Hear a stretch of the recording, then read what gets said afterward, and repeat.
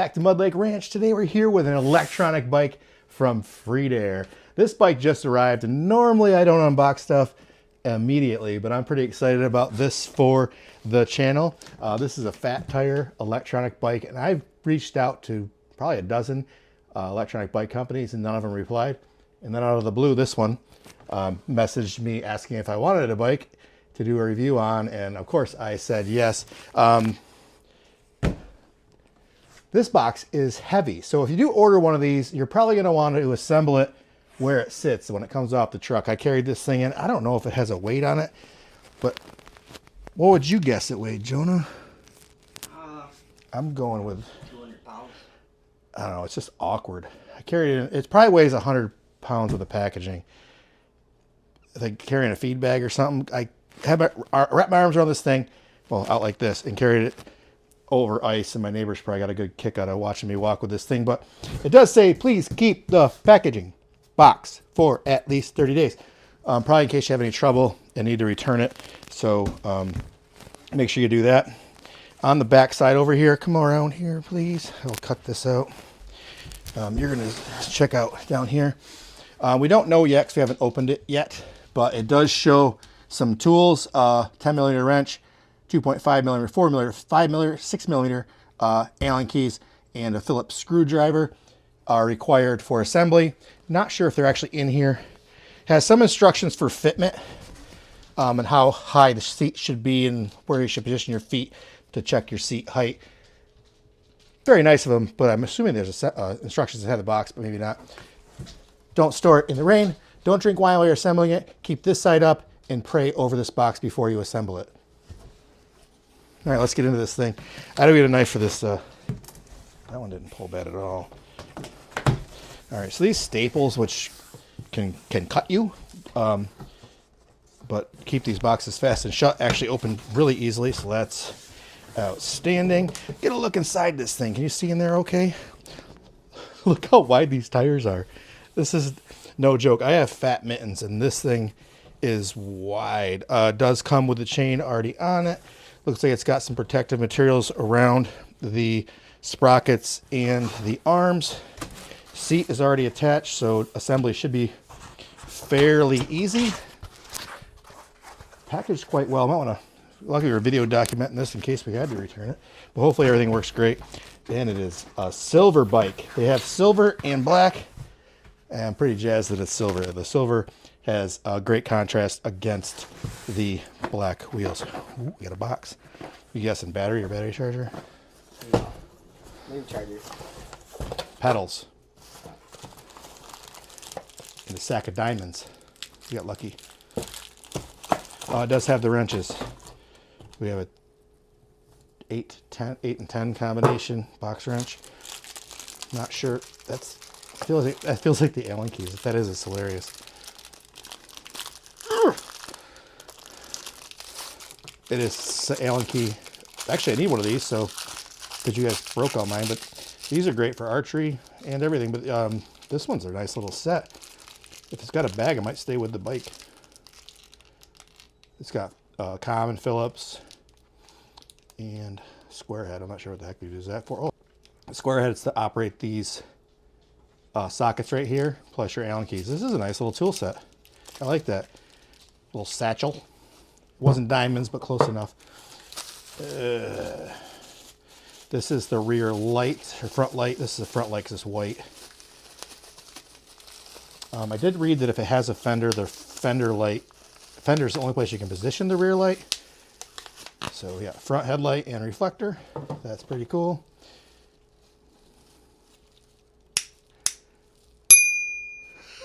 A little bell. I'm going to ring that nonstop until you guys go insane.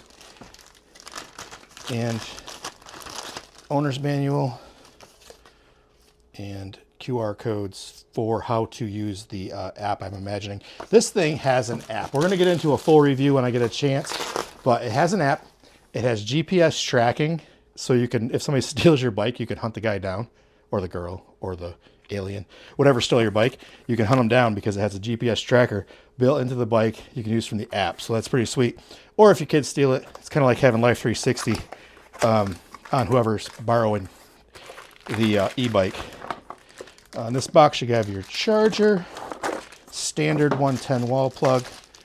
So I'm guessing right now, it looks like these are the 3 components we have to install in the front wheel. So your handlebars up front here are not installed, and this is loose currently. So I believe you just tighten that nut. But we're gonna get this wheel out. These things are huge. Does it come out? I see lots of zip ties in there. Maybe it's just zip tied to the cardboard. 3, 2. Nope, that ain't coming out of there.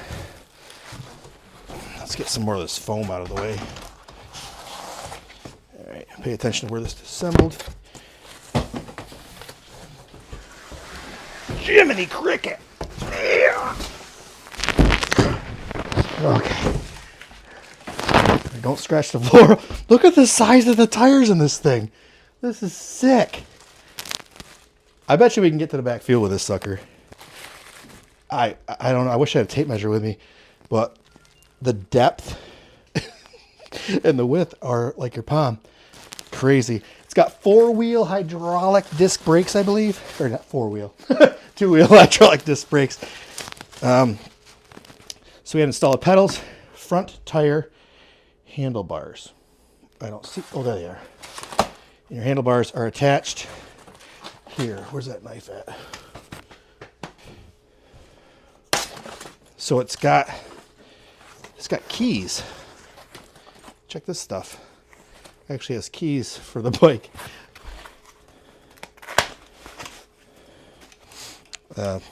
Probably that's a screen. So that's the screen to tell you probably your speed. Top speed, supposedly 28 miles per hour, I believe it said, and a 90-mile range on the low setting. Top speed is obviously on the high setting. So I technically could drive this to work and back multiple times, but I think it would take an hour and a half because top speed of 60 is a half hour on my normal ride. So we'll get this thing all. We won't subject you to the assembly unless you really want. Like, we could probably include it. I'm gonna get all this foam off here, all the tape, and get the wrenches out, get the bolts out, and get this thing ready to put together. Follow your basic instructions, and be sure to subscribe for the actual review of this bike. Hopefully I can convince my brother to stick this in his truck for North Carolina, but it looks like it will take up quite a bit of space. I think I want the back fender. It didn't come with it. Otherwise you're gonna have a mud trail up your back. But all right, we'll get this thing assembled and give you a good look at it, and then subscribe for the actual review coming up soon. All right, so we ran into a couple small issues. We were a couple screws were loose or fell out into the packaging, out of here and where else? And the screen. And they both ended up being in the bottom of the box. So just make sure you have all your screws before you discard anything. Some things might rattle loose because these travel quite a ways. Front tire.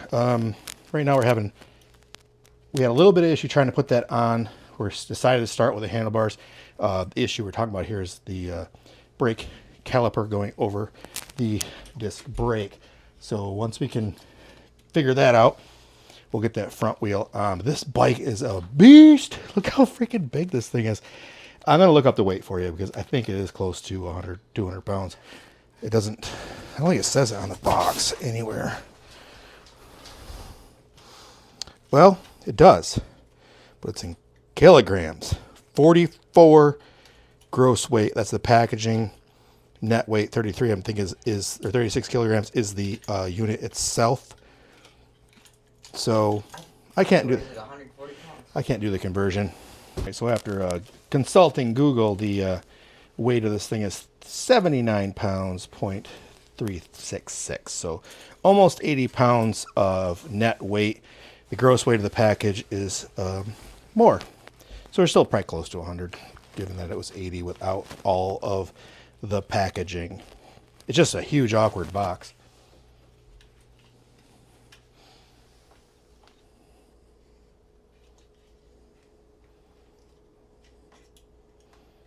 Kickstand on it once we get this thing up. Robust. Robust.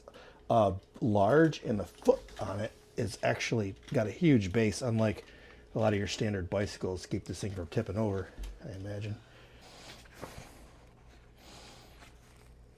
I gotta figure out this brake thing. Took that off. What's that? It's like a nut. I got it out. Front suspension fork on the wheel. Ensure the brake rotor is between the brake pads. That's it. All right. Doesn't say you have to do any adjustment. All right, now that we got the front wheel started, there was a plastic shim. It's on the floor there next to him. That was in the brake pads, between the brake pads, so they don't close, so you don't accidentally grip the brake and close the brake pads without having it on the rotor. My first impression is this thing is super tall. It comes up to, geez, just about 5 inches above my belly button, below my nipples. Now we need to get this fastened up here. The keys actually insert here. A lot of adjustments to be made, but let me back up here, give you a, Johnny, you want to stand to the back side of that thing? Right here? Yeah, to give you a idea how large this little bicycle is. It's freaking mammoth. But those wheels, oh, chunky. We haven't consulted the manual yet, but this hookup right here is USB. Not sure what that's for quite yet. This hookup here, not sure what that is yet either. So that's fun. We still have to attach the screen. Oh, that's for the light. Okay, that maybe. I think you could pull that off. Maybe. Oh, because the light's not installed yet. So this is probably for power to the light. What else we got to figure out on this thing? It's got Shimano gears. That's pretty sweet. It's got decent tires. What brand were these things? Kendas. You can find those on ATVs. What else we got going? It's got a really wide stance and dang thick tire. What goes here? Oh, probably the fender. So you check the manual to make sure that's where that goes? Yeah. All right, so we got the screen installed. We were making one mistake. The screen's supposed to be in the middle. It assembled a lot easier, not messing around with these wires to get to that Allen screw there. The charger, the charging port is near the bottom here. Has a little door. You're going to want to make sure that gets shut so you can get moisture in there when you're done charging.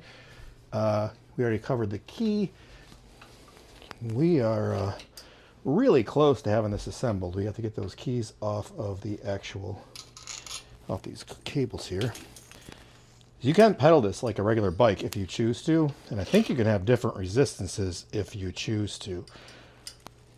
This control here will control your lights, apparently information, and a power on off button, which I assume is for your screen. We get the app downloaded while Jonah juggles these Allen screws that he's throwing all over the place. But we are really, really close to having this assembled, and I can't tell you how excited I am. Guarantee it. We don't like to read manuals here, and you all know that, but I think this is the throttle. Throttle, brakes, and shifters. I don't think we're doing much pedaling unless we run out of juice, but maybe I'll get some exercise in this thing. Who knows? All right, so I was excited as a kid on Christmas receiving a bike, although I wouldn't know what that felt like because I never received a bike on Christmas. But I'm really happy to get this thing. But the damn battery latch that's located here, the button won't move. So the latch to deploy the battery is stuck. The key here unlocks the battery. That latch seems to work okay. And it connects here to keep the battery from falling out. And the other latch, the button, catches here. And that's not working. And the battery, although it says it's charged, when it was installed, this thing won't turn on. So right now I'm kind of frustrated. So we're going to try to loosen up these screws and pull out this battery retaining mechanism to see if we can get this button to free up and that latch to come back down. I don't know what the hell that's all about. But this says it's charged. And when it's installed, it don't turn on. So I'm kind of frustrated. Let's hopefully we get this thing working. One of the things I'm dealing with is this battery lock. It's not actually a key for the bike. It's not in center with the hole out of the frame anymore, and this button was sticking. So I took it apart, loosened the screws, tapped it a bit, got this button to loosen up, got the switch to loosen up, got the battery back in, and now we're charging it. 3 times tried charging it, and it would go to green like not long after plugging it in. This time it's staying on longer. Finally got the battery to actually read on the meter. I'm kind of afraid to take that key out of there because I can't release the battery with that out. I'm not sure how much further it can possibly move. Probably not much, but I also need to make sure that battery can come out. I'm going to try to get this charged, make sure it works, and then I'm going to probably unscrew everything and see if I can get this back in the center of that hole where it belongs, so that we can get in there if we ever need to. Shouldn't need to unless we're upgrading, but can't wait to see Parker's response to this sucker when he sees the size of the wheels in this thing. Holy crap! Can I wheel it? No. Right here? Can I try sitting on it? Seat's a little crooked. All right, last night we charged this overnight and it is working. You hold the power button down for a few seconds. I have set a password. You just hit the arrows up and down to navigate the numbers. Hit the info button to accept the number. And without showing you the actual password, I can reset this anyway. And then we're unlocked. She loads up. I got the bell on.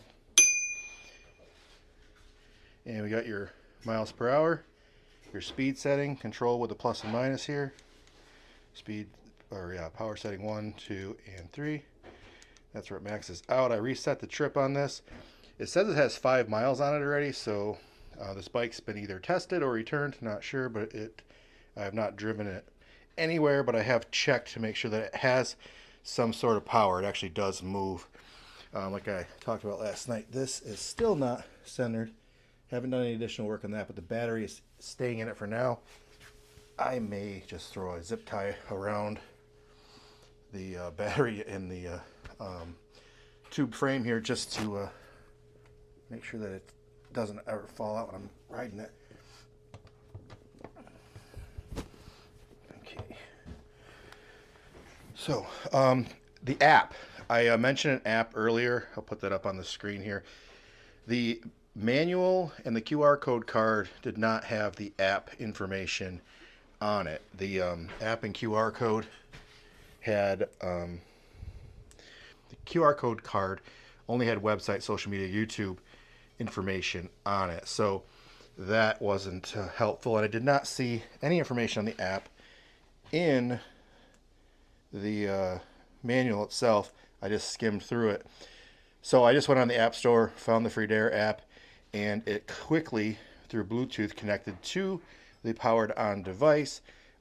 Register via your email, get the security code, find your bike via Bluetooth on the app. It adds your bike.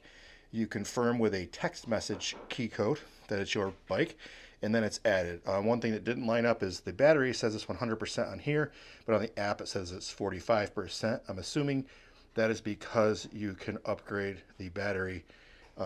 Must be double the power, I'm guessing, but it is 100% charged, and it did charge overnight, so I think this thing's as charged as it's gonna be.